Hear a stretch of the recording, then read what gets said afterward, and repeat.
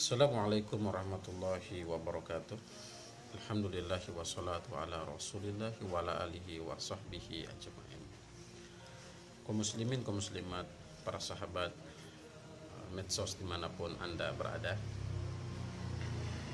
mudah-mudahan kita semuanya diberikan kesempatan kesehatan oleh Allah Subhanahu wa taala sehingga semua aktivitas kita akan menjadi rahmat sisi Allah Subhanahu wa taala. Amin ya rabbal alamin. Ada salah satu nasihat, ini nasihat secara pribadi maupun nasihat secara umum, sebuah ilustrasi yang digambarkan, bahkan sebuah cerita yang begitu masyhur pada waktu itu. Cerita tersebut menggambarkan dan memiliki makna yang begitu mendalam. Suatu ketika seorang laki-laki anak muda yang hendak ingin melaksanakan sholat subuh berjamaah.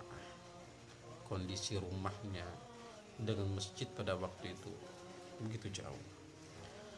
Ya, ada yang menyebutkan sekitar 100 meter lebih. Bahkan ada yang menyebutkan jauh lebih dari itu, sampai 200-300 meter. Ketika anak muda tersebut dia mandi, setelah itu ya memakai pakaian yang terbaik, pakai sarung, pakai wangi-wangian. Setelah itu hendak dia melaksanakan sholat subuh berjamaah ke masjid. Ia membuka pintu rumahnya, ia berjalan. Dan kondisi pada waktu itu memang gelap, tidak seperti saat ini, lampu di mana-mana dan terang. Kondisi itu gelap. Ketika ia berjalan sampai di pertengahan, tiba-tiba ia disenggol sehingga ia jatuh, dan ia jatuh di tempat kubangan air yang dimana kubangan air itu begitu kotor. Bajunya basah, sarungnya pun basah, kotor semua satu badan. Apa yang terjadi, para hadirin? Yang terjadi adalah pemuda tersebut dia balik lagi ke rumahnya. Balik ke rumahnya mengganti pakaiannya. Ia ganti pakaiannya, ia ganti sarungnya, ia pakai wangi-wangian. Ia tidak kapok, ia tidak tobat. Bahkan niatnya semakin besar untuk pergi berjamaah ke masjid. Setelah ia ganti semuanya, ia keluar dari rumahnya lagi, pergi lagi untuk memenuhi panggilan Allah berjamaah ke masjid. Sampai di pertengahan yang sama ketika ia jatuh di awal tadi, ia tiba-tiba didorong, tersungkur jatuh di kubangan air yang kotor tersebut. Bajunya kotor, sarungnya kotor, bahkan mukanya juga ikut kotor. Apa yang terjadi setelah jatuh yang kedua? Apakah ia mengurungi niatnya untuk tidak berjamaah ke masjid? Subhanallah, alhamdulillah, wala ilaha illallah, wallahu akbar. Ia pulang lagi ke rumahnya bergegas dengan berjalan terburu-buru. Sesampai di rumahnya, apakah ia melaksanakan sholat subuh di rumah? Tidak. Ternyata Masya Allah, ia ganti pakaiannya secepat-cepatnya. Ia cari pakaian yang terbaik, ia cari sarung yang masih ada yang bersih, dan ia pakai wangi-wangian. Semakin semangatnya dia untuk ingin melaksanakan subuh berjamaah ke masjid. Setelah ia pakai baju, setelah ia pakai sarung, setelah ia pakai wangi-wangian, akhirnya ia pergi. Ia membuka pintu rumahnya dan bergegas untuk memenuhi panggilan Allah berjamaah di masjid sholat subuh. Apa yang terjadi? Kondisi itu gelap. Berjalan di tempat yang sama, di tempat jatuh yang pertama dan yang kedua, tiba-tiba ia berjumpa dengan seorang kakek tua, yang dimana kakek tua itu tiba-tiba muncul entah dari mana. Kakek tua itu membawa sebuah lampu Ia bawa sebuah lampu dan mendekati seorang pemuda tersebut dan berkata, "Wahai anak muda, engkau mau kemana?" Maka kata anak muda tersebut, "Wahai kakek tua, aku hendak ingin melaksanakan sholat subuh berjamaah di masjid sana." Maka kata kakek tua, "Wahai anak muda, bolehkah aku menemanimu?" Maka kata anak muda tersebut, "Dengan senang hati wahai kakek tua." Akhirnya mereka berjalan. Sekitar 10 meter dari masjid terjadi sebuah diskusi singkat dengan kakek tua tersebut. Apa kata kakek tua? "Wahai anak muda, aku tidak ikut serta bersamamu untuk melaksanakan sholat subuh berjamaah." Kaget anak muda tersebut dan berkata, "Wahai kakek tua, kenapa engkau tidak ingin berjamaah bersamaku berjamaah sholat subuh? Kenapa halanya begitu besar?" Kakek tua tersebut sambil dengan nada yang lirih dan terdiam, dan dia berkata, "Wahai anak muda," ketika di depan masjid sudah, dia berkata, kakek tua tersebut berkata, "Wahai anak muda, sebenarnya aku ini bukan manusia." Kata kakek tua tersebut, "Aku ini bukan manusia, aku ini adalah iblis." Ketika mendengar kalimat itu, anak muda tersebut kaget dengan sekaget-kagetnya. Bagaimana tidak kaget? Kakek tua yang menemaninya membawa lampu, dia berkata seperti itu, "Aku ini bukan manusia, aku ini adalah iblis."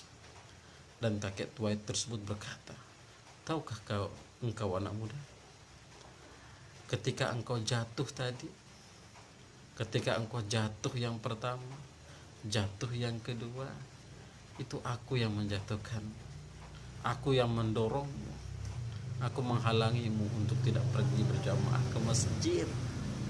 Aku yang melakukan, wahai anak muda. Ketika aku melihatmu, engkau jatuh yang pertama, engkau ganti pakaian, engkau ganti sarungmu, engkau pergi lagi berjamaah ke masjid, maka aku mendorongmu. Setelah sampai kedua, jatuh ke tempat yang sama, engkau pulang lagi mengganti pakaian, mengganti sarungmu lagi, maka aku mendorongmu. Ketika engkau sudah jatuh yang kedua, engkau pulang lagi mengganti bajumu, mengganti sarungmu, pakai wangi-wangian lagi. Aku tidak berani, maka aku datang menemani, menawarkan sebuah lampu untuk memberikan penerangan untukmu berjalan ke masjid. Tahukah anak muda kenapa seperti itu? Kenapa aku membawakan lampu untukmu?" Kata anak muda tersebut, "Aku tidak tahu, wahai kakek tua." Maka kakek tua yang menyamar, iblis yang menyamar sebagai kakek tua tersebut berkata, ketika engkau jatuh, engkau balik lagi mengganti pakaianmu, aku melihat Allah Subhanahu wa ta'ala mengampuni dosa-dosa kedua orang tuamu dan keluargamu." Subhanallah. Ketika aku mendorongmu lagi jatuh yang kedua, engkau pulang lagi balik ke rumah untuk mengganti pakaianmu, sarungmu, aku melihat di sekeliling orang-orang di dekatmu, tetanggamu di sekitar rumahmu, diampuni oleh Allah Subhanahu wa ta'ala dosanya. Dan aku tidak ingin ketika engkau jatuh yang ketiga, aku tidak ingin dosa-dosa seluruh yang ada di tempat tinggalmu diampuni oleh Allah Subhanahu wa ta'ala. Maka aku datang untuk membawakan lampu, karena kalau engkau jatuh di tempat yang sama, maka dosa-dosa satu penduduk yang ada di sekitarmu akan diampuni oleh Allah Subhanahu wa ta'ala. Dan aku tidak ingin dan aku tidak menginginkan itu. Oleh sebabnya aku datang untuk menawarkan kepada dirimu lampu agar tidak terjadi seperti itu. Ini adalah salah satu hadirin sebuah cerita yang begitu masyhur yang kita dengar, yang dimana memiliki pesan yang begitu makna bahwa ibadah sholat subuh pahalanya begitu besar. Ibadah, niat dan langkah kaki kita ternyata secara tidak langsung dapat menggugurkan dosa-dosa kedua orang tua kita, tetangga kita, dan terlebih-lebih penduduk-penduduk yang hidup di sekitar kita. Semoga bermanfaat dari sebuah cerita yang pendek ini. Terima kasih. Saya penyuluh agama Islam Kecamatan Baulan, Muhammad Solehan, dan jangan lupa di subscribe video saya. Terima kasih yang sudah mensubscribe. Saya akhiri. Assalamualaikum warahmatullahi wabarakatuh. Assalamualaikum warahmatullahi wabarakatuh. Alhamdulillahi wassalatu ala rasulillahi wa ala alihi wa sahbihi ajma'in. Kaum muslimin, kaum muslimat, para sahabat medsos dimanapun Anda berada, mudah-mudahan kita semuanya diberikan kesempatan, kesehatan oleh Allah Subhanahu wa taala, sehingga semua aktivitas kita akan menjadi rahmat sisi Allah Subhanahu wa taala. Amin ya rabbal alamin. Ada salah satu nasihat, ini nasihat secara pribadi maupun nasihat secara umum, sebuah ilustrasi yang digambarkan, bahkan sebuah cerita yang begitu masyhur pada waktu itu. Cerita tersebut menggambarkan dan memiliki makna yang begitu mendalam. Suatu ketika, seorang laki-laki anak muda yang hendak ingin melaksanakan sholat subuh berjamaah, kondisi rumahnya dengan masjid pada waktu itu begitu jauh. Ya, ada yang menyebutkan sekitar 100 meter lebih, bahkan ada yang menyebutkan jauh lebih dari itu, sampai 200-300 meter. Ketika anak muda tersebut dia mandi, setelah itu ya memakai pakaian yang terbaik, pakai sarung dan pakai wangi-wangian. Setelah itu hendak dia melaksanakan sholat subuh berjamaah ke masjid. Ia membuka pintu rumahnya, ia berjalan. Dan kondisi pada waktu itu memang gelap, tidak seperti saat ini, lampu di mana-mana dan terang. Kondisi itu gelap. Ketika ia berjalan sampai di pertengahan, tiba-tiba ia disenggol sehingga ia jatuh, dan ia jatuh di tempat kubangan air yang dimana kubangan air itu begitu kotor. Bajunya basah, sarungnya pun basah, kotor semua satu badan. Apa yang terjadi, para hadirin? Yang terjadi adalah pemuda tersebut dia balik lagi ke rumahnya. Balik ke rumahnya mengganti pakaiannya. Ia ganti pakaiannya, ia ganti sarungnya, ia pakai wangi-wangian kembali. Ia tidak kapok, ia tidak tobat, bahkan niatnya semakin besar untuk pergi berjamaah ke masjid. Setelah ia ganti semuanya, ia keluar dari rumahnya lagi, pergi lagi untuk memenuhi panggilan Allah berjamaah ke masjid. Sampai di pertengahan yang sama ketika ia jatuh di awal tadi, ia tiba-tiba didorong, tersungkur jatuh di kubangan air yang kotor tersebut. Bajunya kotor, sarungnya kotor, bahkan mukanya juga ikut kotor. Apa yang terjadi setelah jatuh yang kedua?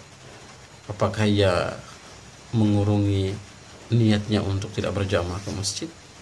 Subhanallah, alhamdulillah, wala ilaha illallah, wallahu akbar. Ia pulang lagi ke rumahnya bergegas dengan berjalan terburu-buru. Sesampai di rumahnya, apakah ia melaksanakan sholat subuh di rumah? Tidak. Ternyata Masya Allah, ia ganti pakaiannya secepat-cepatnya.